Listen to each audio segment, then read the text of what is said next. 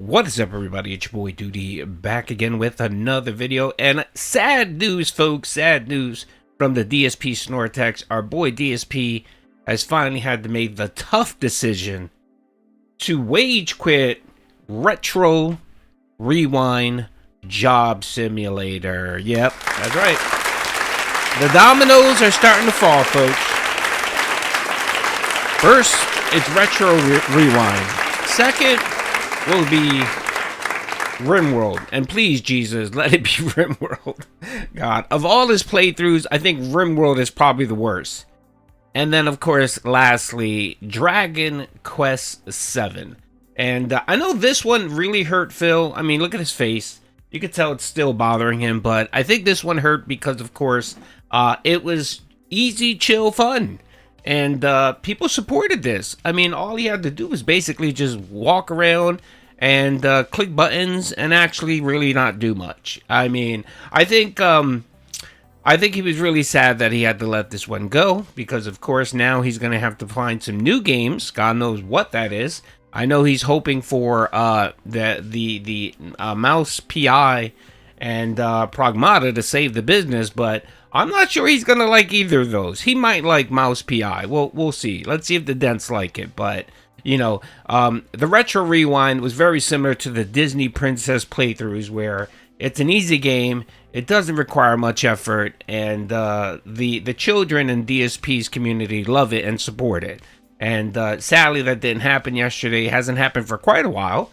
And there was one Dent that was coming out and trying to support it, but even that one that didn't have enough coffers to support DSP and his lifestyle, so he didn't hit the goal.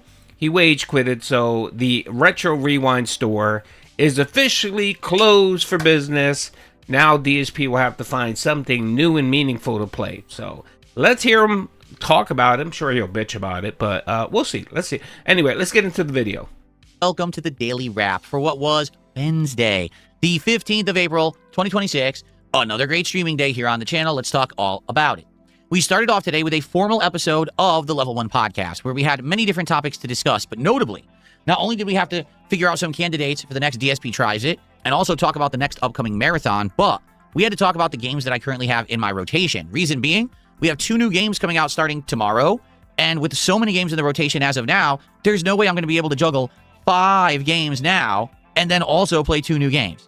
So because of that, we had to come to some kind of a conclusion. And we kind of did. Basically, we have 3 games that are not necessarily on the chopping block, but are candidates for games that we're going to hold off on playing for a bit or maybe play less. And those games are as follows: Crimson Desert, RimWorld, and Retro Rewind. Reason being, I've noticed that attendance, engagement, and support for these games has fallen off a bit in the last several streams that we've played them. So we talked about that, and I said, hey, let's keep an eye on these games and their streams moving forward. If they do well, keep them. If they end up, not doing so well, that's a sign. Maybe it's time to move on, right? So after that fun Level 1 podcast with tons of discussion, we moved right into the first gameplay stream of the day, Dragon Quest VII Reimagined. And let me tell you, let me comment on the podcast. So yes, the podcast was essentially him reading more Twitter news and taking an opportunity to dunk on Neil Druckmann. That's right. Was it the Neil Druckmann stream? I'm trying to think. It seems like these streams kind of they just seem to blend in with each other because there's really nothing. It's just the same nonsense of him just screaming and shouting. Let's see. Let me double check here. Let me double check. Actually, no, the Neil Druckmann rant was the day before, so my apologies.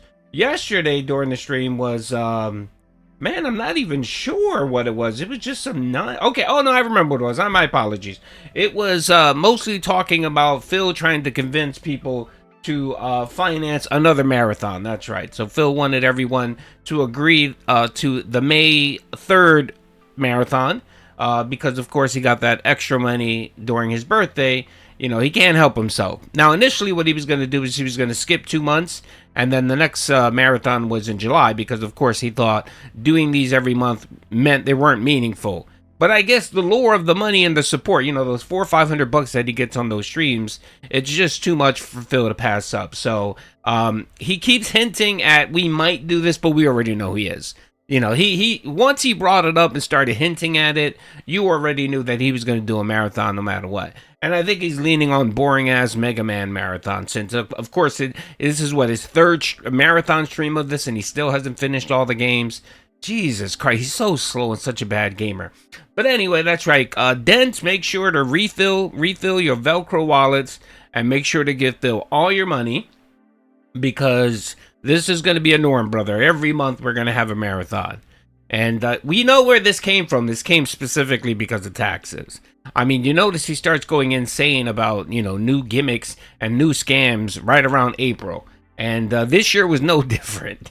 This year was no different. And of course, he talked about new animations. That seemed to be the gimmick too this year too, is not waiting a month to refresh the animations, but essentially giving the Dents new animations on a weekly basis, because I don't know, they like to see stolen JPEGs or GIFs that Phil downloaded from the internet, for their donations. Who the hell knows? Anyway, that was your podcast, folks. So prepare, guys. We are going to get another marathon May 3rd. 3+ hours of gameplay today. Major progress. We finally completed all of the different island maps, finished all of those plot lines. We even had a plot line where we had to go back in time and fight the Demon King. We had a new thing that allows us to traverse around the entire world. Essentially, it's like a flying, aircraft. Pretty cool, actually. Unlocked a bunch of new abilities, had some really tough fights. In fact, on today's stream, were the toughest fights in the game so far, and I mean down to the wire nail biters, okay? So, it was a good stream of Dragon Quest VII Reimagined. Now, while I was streaming that, we had people coming by saying, hey, we'd like to support other playthroughs. So there was someone who came by and was like, here's $150 towards Pokemon Fire Red, okay? But then there were other people who were also contributing for the stream. By the end of the stream, it was almost $300 to support. That's amazing. So thank you to anyone who was there and contributed on that stream. I really appreciate it. Okay, now, if you look at that, you say, wow, he made $300 on a stream. Wow, that's pretty good. One Dent donated $250. He donated $100 initially at the very beginning to get Phil started during the podcast. And then he came back in and donated another $150 because he wanted Pokemon Red to continue playing. He was supporting Pokemon Red. So he decided that he didn't want Phil to rage quit that game. You see the pattern here, folks? He threatens people. And that's what it is. This is a threat. He's threatening people to end playing games that people love for whatever reason. I don't know. These people love watching Phil play games poorly. And he threatens them. And he said, look, motherfucker, if you're not going into your couches and finding every single nickel and dime, if you're not taking your mom's credit card, if you're not requesting an advancement on your allowance and giving me that money, I'm not going to play what you want. And it forces these desperate losers to come out and throw out massive cash to Phil. Like, here, Phil, here's $150. Please don't stop. Please don't, stop playing this game. And it's just another form of manipulation. It is. Like, he did it with Retro Rewind. He threatened the 40 or so idiots that like this game. He's been threatening them for the last 2 or 3 weeks, and finally last night he decided, all right, well, you guys didn't heed my warning. I didn't get my $150 non-goal, so no more Retro Rewind. And at that he made like $110, which again, Phil, I thought you said that's respectable for a night stream. Whatever happened to all that? I mean, especially, what gets me, and this is just goes to show that all he says about finances and money and goals is just nonsense and bullshit. He made almost $300 on the first stream. You would think making $112 on his night stream would be kosher, would be cool. And he'd be like, you know what? It wasn't $150, but I got $112. I made $300 on the first stream. That's over $400 in a day. That averages more than $150 a playthrough. I'm good. I'm solid. You know what? I'm going to continue playing Retro, because isn't this motherfucker the one that says, look, if you guys support me, if you guys drop a lot of support on one game or on one stream, it helps offset the losses on another stream, right? So why didn't you do that with Retro Rewind? Why didn't you say that? Why didn't you say, look, I got $300 on the first stream, I got $100 on the night stream, it's a wash, it's cool, I'm going to play it again for those 40 idiots that love this game. Of course not, because again, and it all comes down to detractors. He really hates that detractors point out the fact when he doesn't hit the goal. You know, when Raw Phil kicks out the trumpets at the end, and he told us up how many no coffers he didn't hit, and then of course my videos where I mock every time he doesn't hit the goal. Even dude, the other day he made $149. I'm trying to think what playthrough it was. And you know what? He didn't make 150. I don't give a shit that it was $1 less than the goal. Raw Phil hit the trumpet, and when I made my video, I said no goal. He didn't hit the goal. And it burns and sees them. It pisses them off to no end that the detractors do this. And you know what? We do it because we know it pisses him off. Like, really, what's the difference of 150 versus $149? There really isn't any difference. And if he would have included some of the troll tips or troll subs, he probably would have hit the 150. But again, the autism in him doesn't allow him to do certain things. Good God, man. But yeah, anyway, Retro Rewind is done. He wage quit that. I'm just praying to Jesus, Allah, Buddha, whoever's listening to me out there in the pantheons of gods. Please, please. Convince him to quit RimWorld. RimWorld is so terrible. I hate watching RimWorld. It's the worst stream that he does. It's so terrible. It's probably my least enjoyed stream of DSP. I mean, even with other streams, I get some enjoyment watching him play poorly or play, just be an idiot. Not with RimWorld. I can't find anything redeemable about that goddamn game. Good God. All right. Yeah, I've ranted long enough. I'm already 11 minutes into this rant. Let's see what else he had to say. He's going to talk about Retro Rewind next, so. Tonight's late stream was Retro Rewind, and as I had stated, this is one of the games that was kind of in contention to not play anymore, because number one, we kind of hit a wall with the game where even though we're playing and advancing in levels, nothing really new is happening. We're just unlocking new genres. We're unlocking a new vending machine or something like that. Nothing super special, right? Originally, we were constantly upgrading and doing things. Now it's very samey every time. And I like this game. I would consider this game the late night chill stream in the rotation that we're doing right now. But at the very same time, I just don't see it continuing on unless we got an increase in people who were interested. Tonight, we basically got the same crowd, and I was happy to do that. By the end of the night, we had unlocked another genre of movies. We had unlocked another new release. We were still doing minor upgrades to the store. For example, tonight we got these candy dispenser units. You know, the ones you put a coin in, you turn, and the candy comes out the front. So we were doing lots of new stuff, but was it groundbreaking? Was it super interesting? Not really. We did have conversation, and it was still fun. But by the end of the night, I think we all kind of came to the consensus, yeah, the game just doesn't have that much going on once you get to around level 12 out of 20, and now we're at level 16, and it's like, oh, there's really just nothing happening. So, Retro Rewind is officially on hiatus. However, we committed that I will return to the game. He means wage quit. He doesn't mean just like, what was that one dented-ass game he played when Jordan was supporting it, and then Jordan just got tired of DSP's bullshit. Suikoden? It was Suikoden or one of those stupid-ass... No, Stardust? Stardew? Yeah, Stardew or something like that. I think that was the game. Remember that game went on hiatus and never came back. We should start keeping track of games that have gone on hiatus and never have fully come back because, of course, DSP knew that there was going to be no support. I mean, if there's no support now, what really makes you think, Phil, that you're going to get support when you bring it back? No one gives a shit that you're going to be able to be able to rent video games. Like, who gives a fuck?